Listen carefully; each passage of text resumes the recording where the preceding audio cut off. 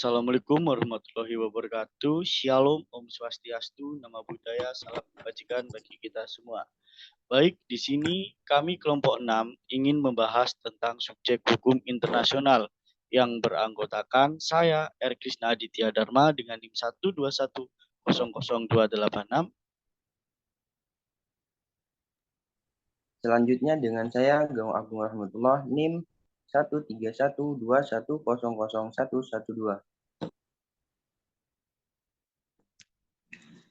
Dan saya Leftian Bintang Widianto Putra dengan NIM 13121000325.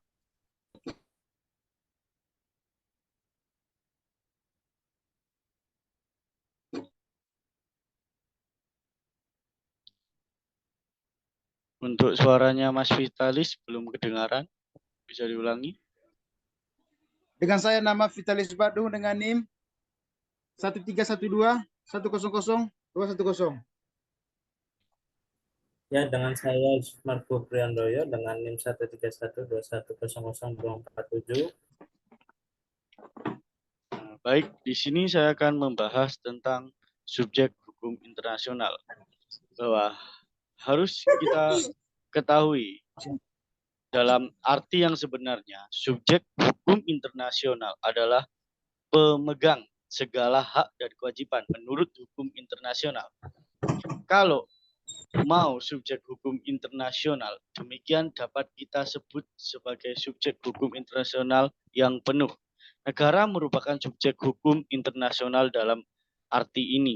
Di samping itu, dalam arti yang lebih luas dan lebih luas, pengertian subjek hukum internasional ini mencakup pula keadaan bahwa yang dimiliki itu hanya hak dan kewajiban yang terbatas. Misalnya, kewenangan mengadakan penuntutan hak yang diberikan oleh hukum internasional di muka pengadilan berdasarkan suatu konvensi. Contoh, subjek hukum internasional dalam arti yang terbatas. Demikian adalah orang atau perorangan atau individu. Bahwa ada syarat subjek hukum internasional. Suatu identitas harus memiliki personalitas hukum internasional. Agar suatu identitas dapat dikatakan telah memiliki personalitas hukum internasional, harus memiliki beberapa kecakapan tertentu. Kecakapannya itu mampu mendukung hak dan kewajiban internasional, capable of posing international rights and duties, dan mampu melakukan tindakan tertentu yang bersifat internasional, endeavors with the capacity to take courteous display of action on international plane. Yang terakhir adalah mampu menjadi pihak dalam pembentukan perjanjian internasional. They have related to capacity to resist and agreement under international law. Nah, ada beberapa kecakapan. Itu memiliki kemampuan untuk melakukan penuntutan terhadap pihak yang melanggar kewajiban internasional. The capacity to make class force because of international law. Memiliki kekebalan dari pengaruh atau penerapan yurisdiksi nasional suatu negara. The enjoyment of priesthood and immunity from national jurisdiction. Dapat menjadi anggota dan berpartisipasi dalam keanggotaan suatu organisasi internasional. The questions of international legal personality might also arise in regard to membership of power station in international bodies.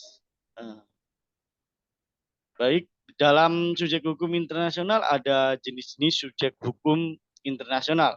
Yang pertama ada negara, Tata Suci Vatikan, Palang Merah Internasional, organisasi internasional, individu, pemberontakan, dan pihak dalam sengketa. Akan dijelaskan oleh teman-teman saya. Waktu dan tempat saya persilakan. Oke, terima kasih atas kesempatannya. Di sini saya akan menjelaskan tentang negara sebagai subjek hukum internasional. Pasal 1 Konvensi Montevideo 1933. Suatu entitas harus memenuhi syarat-syarat sebagai berikut. Pertama, adanya penduduk yang tetap. Yang kedua, adanya daerah atau teritorial yang pasti. Yang ketiga, adanya pemerintahan. Dan yang keempat adalah adanya kemampuan untuk melakukan hubungan dengan negara lain. Hubungan negara ini dalam subjek hukum internasional yaitu subject of international law are parties that can be burdened with rights and obligation.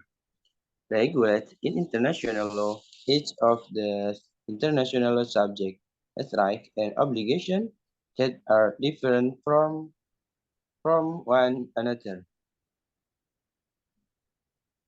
The state is the most important and oldest subject of international law because it was the first to appear as a subject of international law. Countries can enter into international legal relations in all areas or public life between fellow countries and with other international subjects. Other international law subjects have rights and obligations that are limited to matters. They are the field of activity or the aims and objectives.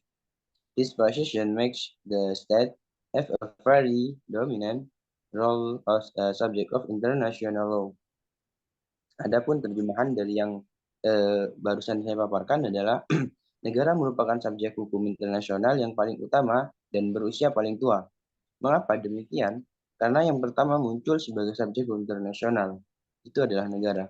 Dan negara ini dapat mengadakan hubungan-hubungan hukum internasional dalam segala bidang kehidupan masyarakat, baik dengan sesama negara maupun dengan subjek hukum internasional yang lain. Hal ini menyebabkan negara menjadi subjek hukum dengan hak dan kewajiban yang paling luas. Adapun subjek hukum internasional lain memiliki hak dan kewajiban yang terbatas pada hal yang menjadi bidang kegiatan atau maksud dan tujuannya. Kedudukan ini membuat negara memiliki peran yang sangat dominan sebagai subjek hukum internasional. Dan selanjutnya akan dibahas oleh teman-teman sekalian.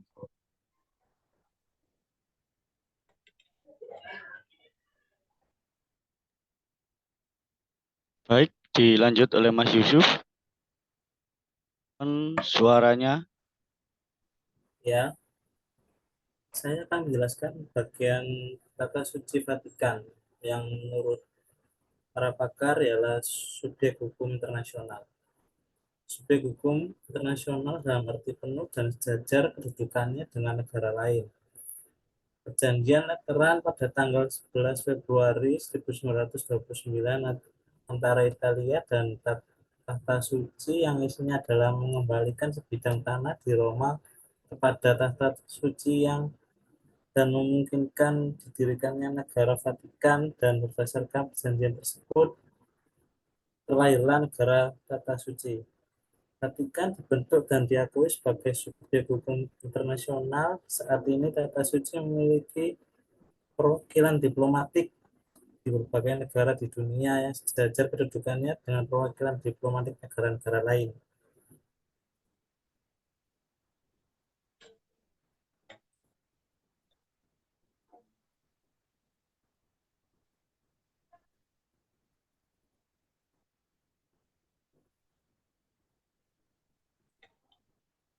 Dilanjut Mas Yusuf, palang merah.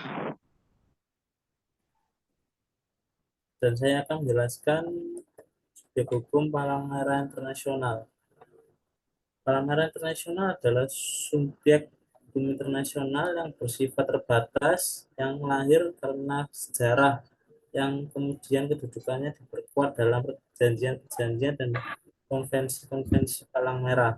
Saat ini, Palang Merah Internasional diakui sebagai organisasi internasional yang memiliki kedudukan sebagai subjek hukum internasional walaupun dalam ruang lingkup yang sangat terbatas. Baik, akan saya lanjut sesi kedua. Ini akan saya stop. Pause recording. Baik, tentang individu akan dijelaskan oleh Mas Bintang. Waktu dan tempat dipersilakan. Oke, saya akan menjelaskan individu. 1. Ketika adanya penuntutan penjahat-penjahat perang di hadapan MI yang diadakan khusus untuk itu, oleh negara-negara sekutu yang menang perang. 2. Dalam proses peradilan yang diadakan di Nanberg dan Tokyo, para penjahat perang tersebut dituntut sebagai individu untuk perbuatannya diklasifikasikan sebagai pertama, kejahatan terhadap perdamaian, kedua, kejahatan terhadap peri kemanusiaan, ketiga, pelanggaran terhadap hukum perang, dan keempat, pemufakatan jahat untuk mengadakan perang.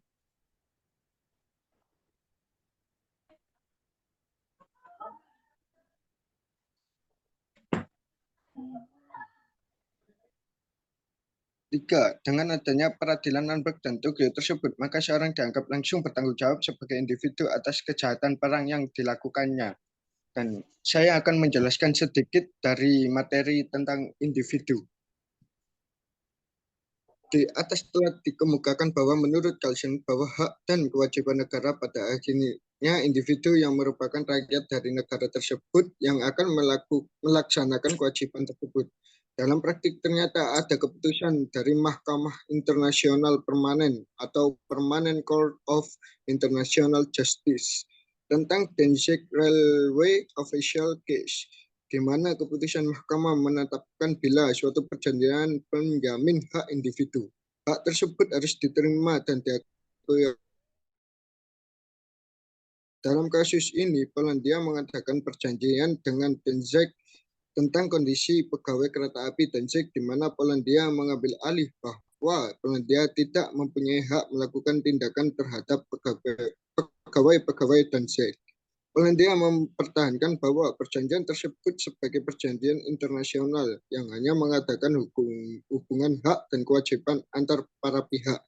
Kegagalan melaksanakan kewajiban tersebut hanya mengikat para pihak antara Polandia dan Danzig, dan bukan pada individu pegawai kereta api Danzig. Hak yang diberikan oleh perjanjian tersebut pada pegawai kereta api Danzig memungkinkan pegawai tersebut melakukan tuntutan pada administrasi Polandia. Dari kasus ini menunjukkan bahwa ada kemungkinan memberikan hak atau kewajiban individu berdasarkan perjanjian internasional. Dalam perjanjian internasional sering terdapat ketentuan yang memberikan hak dan kewajiban pada individu. Sebagai contoh, perlindungan terhadap minoritas yang ditetapkan dalam perjanjian perdamaian tahun 1919 dimungkinkan individu untuk menuntut secara langsung pada pengadilan internasional dalam hal-hal kasus. Dalam Konvensi Upper Silesia tahun 1922 dibentuk pengadilan yang mempunyai wewenang untuk mendengar kasus-kasus oleh warga negara dari suatu negara terhadap negara lawan. Sejak itu, banyak perjanjian internasional yang memberi hak pada individu secara langsung untuk akses ke pengadilan internasional atau International Court and Tribunals. Sebagai contoh, European Convention of Human Rights tahun 1900, The European Communities Treaties tahun 1957, The Inter-America Convention on Human Rights tahun 1969, The Optional Protocol to the International Covenant on Civil and Political Rights tahun 1966, The International Convention for the Elimination of All Forms of Race Discrimination tahun 1966, dan The Convention on the Settlement of Investment Disputes tahun 1965. Perkembangan selanjutnya, bahwa individu sebagai penanggung hak atau kewajiban dalam hukum internasional dapat kita lihat dalam perkara yang diadili oleh pengadilan Nanberg dan Tokyo setelah Perang Dunia Kedua. Setelah Perang Dunia Kedua, Sekutu mengadakan konferensi yang diadakan di London dan dihadiri oleh Amerika Serikat, Rusia, Inggris, dan Prancis pada tanggal 8 Agustus 1945. Dalam pertemuan tersebut dibicarakan bagaimana pertanggungjawaban perang yang telah dilakukan oleh musuh pada Perang Dunia Kedua. Mereka akan menuntut kepala negaranya, menteri-menteri, kepala staf angkatan bersenjata, atau fungsionaris administratur yang bertanggung jawab merencanakan dan mengadakan perang. Mereka sepakat untuk menuntut pejabat yang langsung bertanggung jawab dan atas menimbulnya perang. Untuk itu dibentuklah peradilan untuk mengadili mereka yang bertanggung jawab atas perang tersebut. Dalam pertemuan tersebut disepakati bahwa individu yang dapat dipertanggungjawabkan atas kejahatan terhadap perdamaian dan keamanan internasional. Kesepakatan tersebut diterima dan dijadikan sebagai anggaran dasar peradilan atau tribunal dari peradilan Nuremberg 1946 dan Tokyo 1948. Ini dilampirkan pada perjanjian London. Asas hukum terdapat dalam peradilan Nuremberg dan Tokyo kemudian dimasukkan dalam Draft Code of Convention Against the Peace and Security of Mankind yang disusun oleh International Law Commission. Sekian dari saya.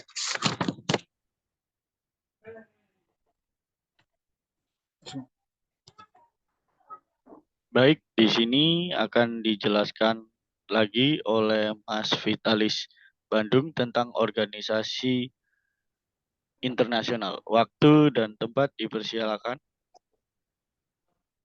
Oke, baik. Terima kasih waktu yang diberikan kepada saya. Saya akan menjelaskan tentang organisasi internasional.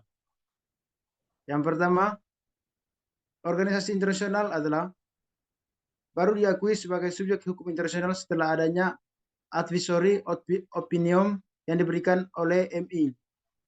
Yang kedua, PBB meminta pendapat hukum dari MI terkait masalah terbenturnya Pangeran Bernadotte dari Swedia yang bertindak sebagai mediator PBB di Israel pada tahun 1948.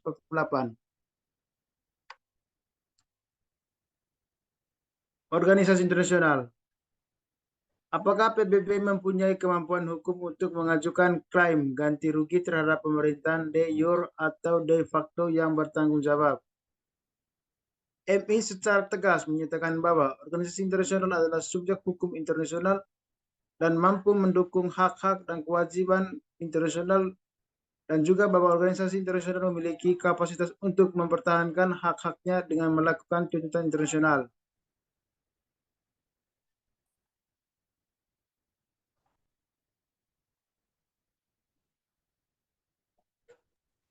Baik, bisa dilanjut dari pengembangan materi oleh Mas Vitalis Bandung. Ya, saya akan menjelaskan sedikit tentang pengembangan materi organisasi internasional. Organisasi internasional merupakan suatu persekutuan negara-negara yang dibentuk dengan persetujuan antara para anggota dan mempunyai suatu sistem yang tetap atau perangkat badan-badan yang tugasnya adalah untuk mencapai tujuan kepentingan bersama dengan cara mengadakan kerjasama antara anggotanya. Organisasi internasional adalah organisasi antar pemerintah merupakan subjek hukum internasional secara negara.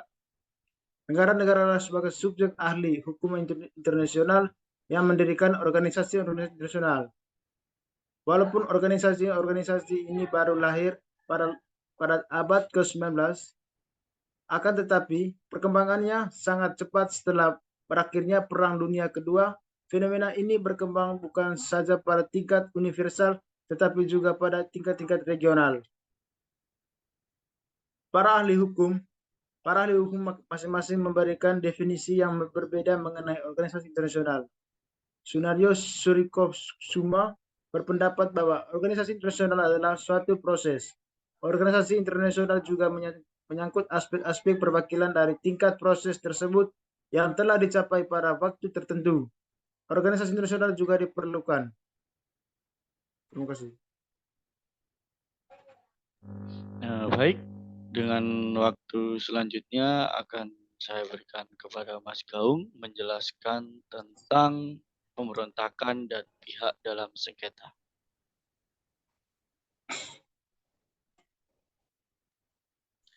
Oke, terima kasih atas kesempatannya. Langsung saja di sini saya akan menjelaskan tentang pemberontak dan pihak dalam sengketa. Dalam hukum perang, pemberontak dapat memperoleh kedudukan dan hak sebagai pihak yang bersengketa, belligerent, dalam beberapa keadaan tertentu. Personalitas internasional pihak-pihak dalam sengketa sepenuhnya tergantung pada pengakuan.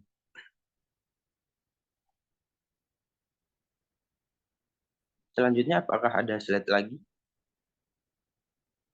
Baik, sudah habis Mas, bisa dikembangkan lagi.